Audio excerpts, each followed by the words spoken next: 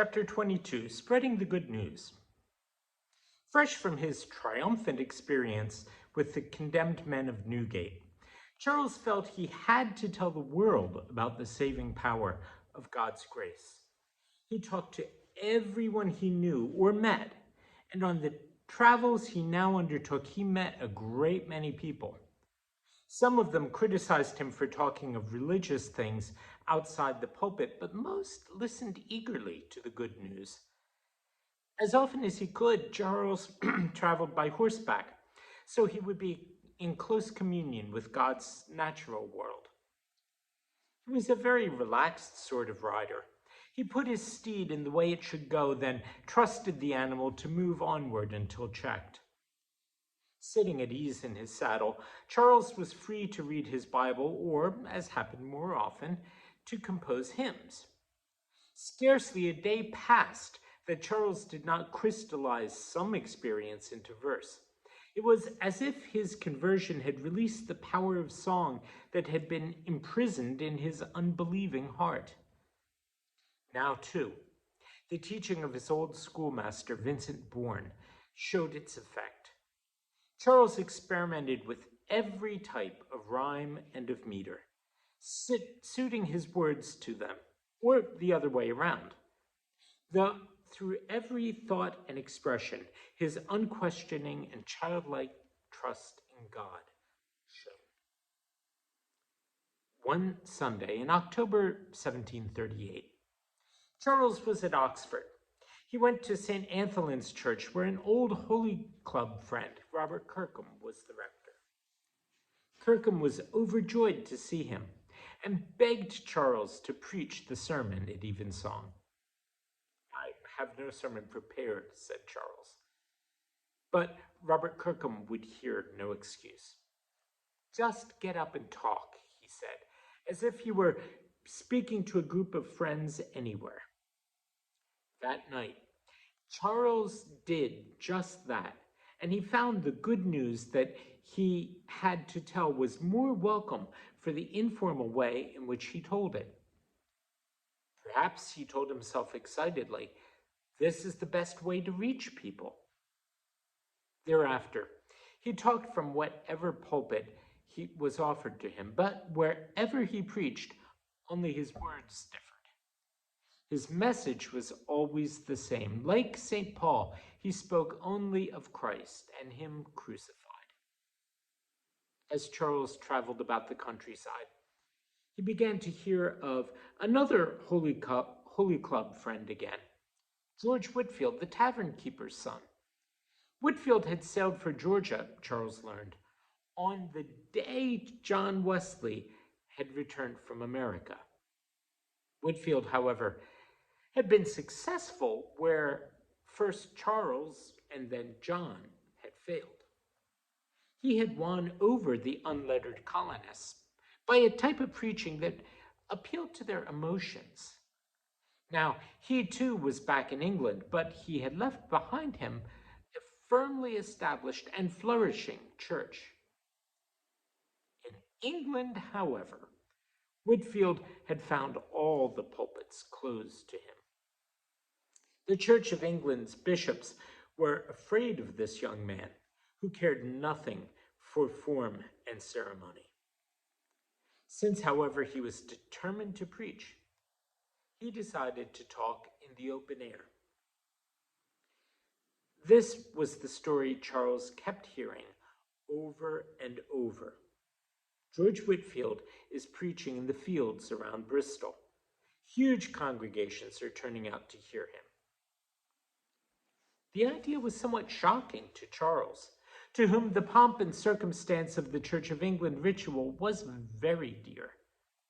Nevertheless, he listened with growing interest to the repeated tales of Whitfield's success. When, in April 1739, his brother John actually went to Bristol to substitute for Whitfield, Charles instantly began to tell himself that field preaching was probably all right. On Sunday, June 24th, he found himself at Moorfields with 10,000 people clamoring for him to talk. It was St. John the Baptist's day, and with that thought, Charles found a precedent he felt safe in following. John the Baptist was a voice that cried through the wilderness. Jesus, too, followed his example when he preached the Beatitudes from the mountainside. Charles looked at the huge crowd, then held up his hand to quiet them. Jesus said, "Come unto me, all ye that labor." With those words of promise, a breathless hush fell over the crowds in the field. Charles was almost overcome with the need to continue in that exultant vein, but he kept on talking, and his melodious voice enthralled the people listening. When he had finished speaking, he suddenly knew that the people needed to sing. Of course, he had no organ, no musical instrument to introduce an unfamiliar tune. "I'll take a folk ballad," he told himself, and instantly his quick mind remembered one he had heard the coal miners singing the night before. He hummed it aloud to the listening throng, then announced he was going to teach them new words to sing to it. This he did, making up the lines as he went along. "Sing, brethren, sing," he urged them. A few timid voices joined him at first, then more and more, until suddenly the field rang with a tremendous roll of melody. The people sang because Charles's message had released the hope that was in all their hearts, the hope of a new and better life. After that day, hymn singing became a permanent part of every service for Charles. He used a hymn to prepare the people for the message that they were to hear. He used another to release the tension that the force of the gospel was likely to build up. Charles's sermons were like thunderstorms. First came the thunder of the crashing need for repentance from sin. Next was the lightning flash of conviction of salvation. Finally, there came the gentle, healing rain of assured forgiveness. Now that Charles and John had added field preaching to all their other duties, they made an agreement to share their work. In 1739, Charles took up residence in Bristol, while John remained in London. John had bought an old cannon foundry, which had been almost ruined by an explosion. He had it repaired and then used it as his headquarters. In the next few years, Charles and John sometimes combined forces to carry the gospel farther afield. They rode through the Midland countries, forming Methodist societies in the towns of Birmingham and Sheffield. They traveled beyond Newcastle to the north, down to Cornwall, finally crossing over to Ireland. Britain, at this point, the midpoint of the 18th century, still had one law for rich and another for poor. The downtrodden masses saw no use in living, and yet feared death more than life.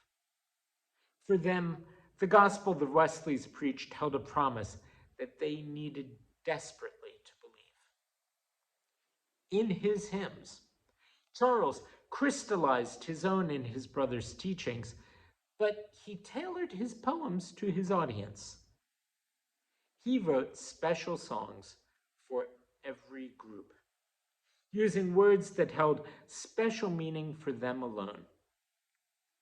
For the iron workers of Newcastle, "See how great a flame aspires, kindled by a spark of grace." For the Cornish fishermen, "Teach me to cast my net aright, the gospel net of general grace." For the rock quarry men of Portland, "Strike with the hammer of thy word and break these hearts of stone." And so on. for the Bristol colliers, the Staffordshire miners, the Irish pitmen, for everyone who labored. It was not long before the people's new attitude toward life became apparent to all who cared enough to look for it. Everywhere Charles went, he could see outward signs that proved the gospel message was getting through. The most spectacular evidence of this was in West Cornwall. Charles and John had visited that district, knowing it was a hotbed of crime. The jails were overflowing there, and the authorities despaired of ever cleaning up the district. The brothers had preached there to all who would listen and worked individually with anyone who wanted personal help. As always, they had stressed that God's love was given freely to all who repented of their sin and truly believed. But they had not been sure that their word had really gotten through to hearts so thoroughly hardened by crime. 1 year later, however, Charles returned to West Cornwall again. What he found out, he recorded in his ever-present journal. My heart is joyful, for now not one felon is to be found in their prisons. He was moved by this, as by almost any experience, with a song of joy. Jesus, the name high over all, in hell or earth or sky, angels and men before it fall, and devils fear and fly.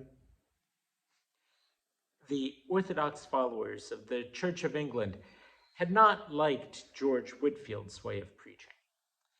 They liked it even less when the Wesleys began to follow his lead and to preach wherever they wished. And when the clergymen of the villages saw how their congregations were flocking to the fields, they were furious. The irate clergymen, of course, had custom on their side. They complained, as Samuel Wesley's curate had back when Susanna decided to hold prayer meetings in the kitchen at Epworth, that sermons and sacraments belonged inside church buildings. When the complaints about the blasphemous conduct of the field preachers did no good, the local Anglican ministers often led mobs against the Wesleys. Charles, of course, had been used to persecution since the Holy Club days at Oxford. He had suffered agonies in Georgia, too, but he had long ago convinced himself that without the lessons of Frederica, he might never have realized how terribly lacking in faith he was. The persecution he now suffered was of a different character. It was instigated by men duly ordained in the Church of England, the institution which was so dear to Charles's heart.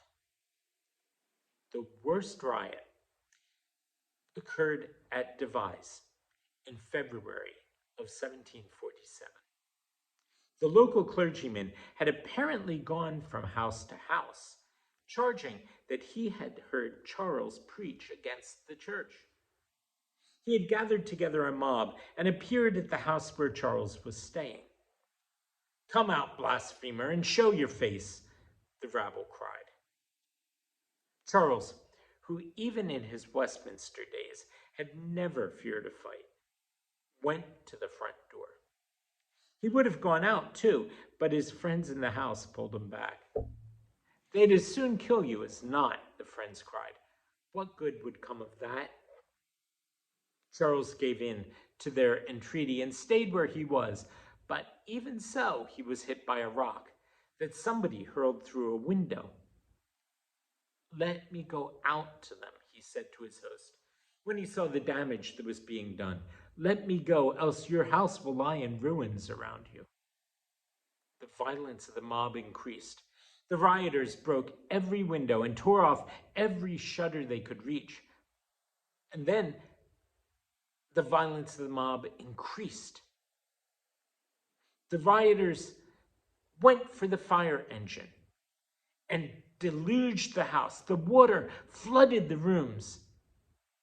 Still, the host would not let Charles go.